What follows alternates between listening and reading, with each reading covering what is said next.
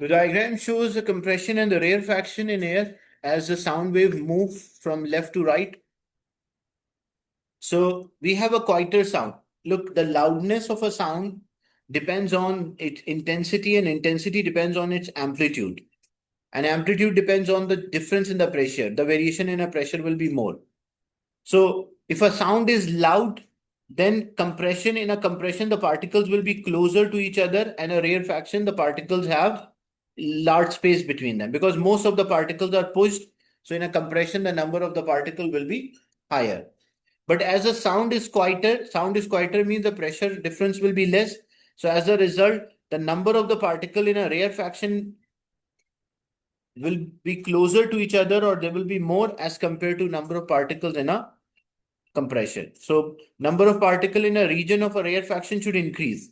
Like more particles are there because why more particles? Because higher, when we say the sound is loud means the compression, the particles are very close to each other. And in a rarefaction, we have few particles. That is the meaning of this is example. If a sound is loud, then that's how it will appear to you. That then a compression, the particles are pressure is very high. So as a result, the particles are closer in a compression.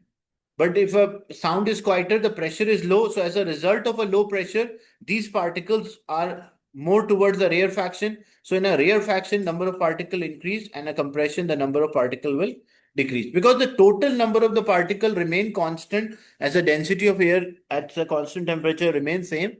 So the number of the particle changes. So if I have a loud sound, what will happen? More particles in this region in a compression and few particles in a rarefaction if a sound is louder.